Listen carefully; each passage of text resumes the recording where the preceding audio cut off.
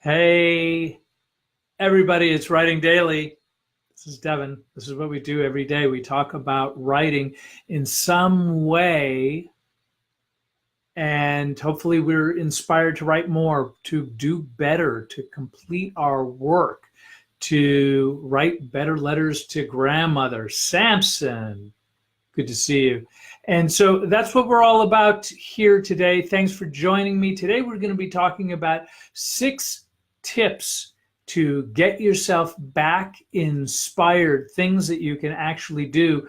And before I go into the topic, I want to tell you the truth. Elizabeth, good to see you. I wanted to do this a while ago. Do this particular show before, but I was kind of wandering around the house aimlessly. I don't know if you get like that. I mean, I think it's part of what we do as writers. Like my writing day starts like I sit down and I write on a blank page, and then I write a part of one sentence, and then I get up and I walk to the refrigerator and I open it, and I'm not hungry, so I close the refrigerator, and then I go to the pantry. I don't know why. And then I open it and I close it. And then maybe I check the mail, and eventually I'll sit back down and I will, what will I do? I will look for something to do, anything to do but write. And so I think one of the things that we're constantly looking for, welcome Randy and welcome Anita.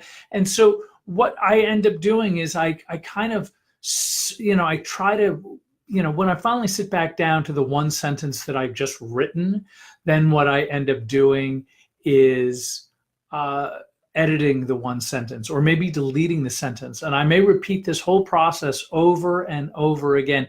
It's kind of a weird thing that we do. So when I'm at my best, I have some measure of inspiration, some kind of thing. And frequently I just have to fight through the doldrums. But when that doesn't necessarily work, I try to seek it outside. And I got this today. I received a phone call from my daughter who called me out of the blue. I was kind of very excited to hear from her.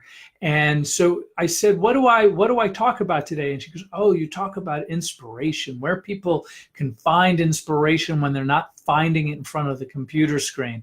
I said, that is a great idea. So I wanted to give you some of the things that I do that hopefully make writing, well, they do make writing for me easier, but hopefully it'll make it easier for you.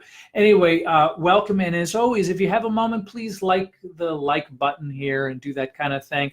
And that's whether you are seeing me live or not. And by the way, any comments, I always do my best I can.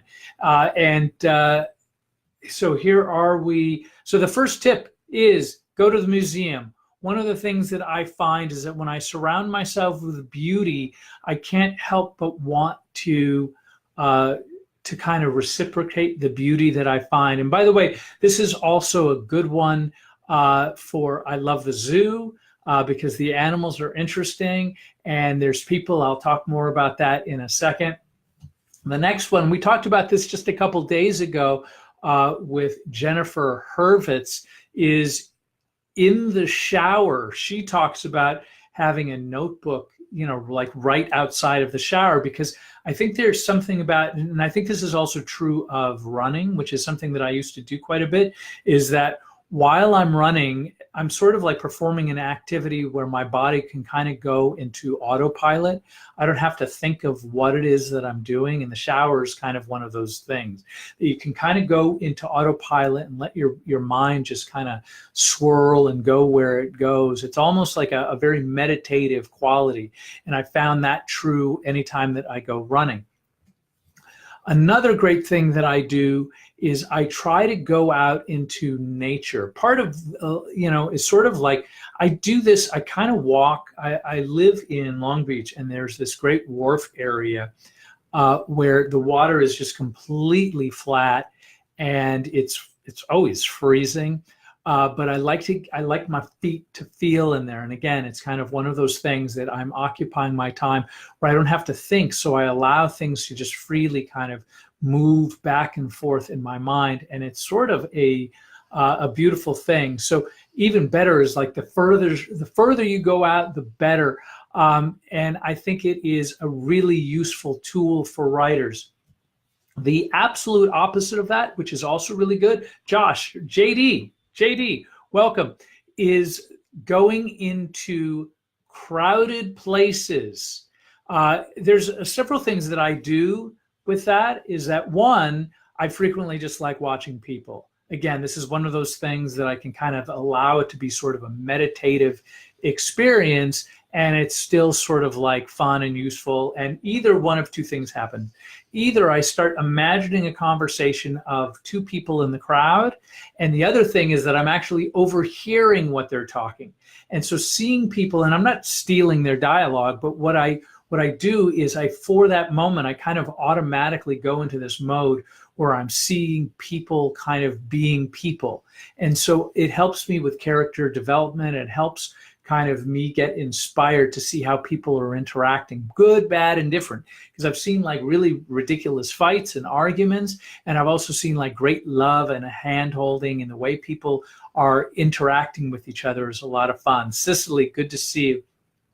The next thing is I will read from my favorite book, because there's a reason why my favorite book is my favorite book, is because there's an automatic aesthetic connection that I have with what that author is writing about. There's certain things, like I bring up Mary Karr's Liars Club quite a bit because there's something about it. Her aesthetic is always pleasing to me. And when that gets tapped, it's much easier for me to find inspiration to keep writing.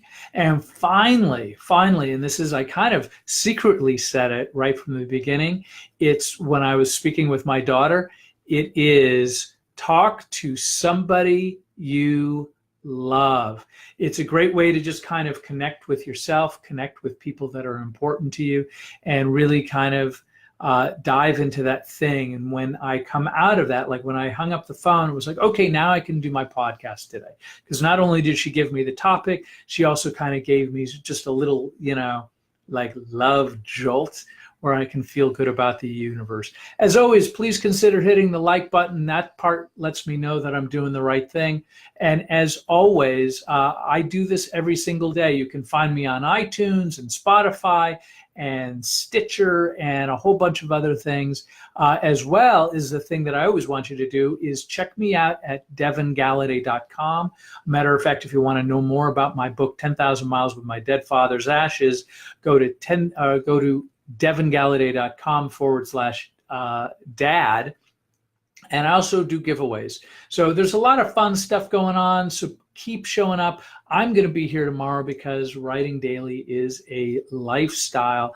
And this is what we do in order to get our stuff done. So thanks so much for being here. And feel free to ask a question. And I look forward to seeing you guys again tomorrow. Thanks.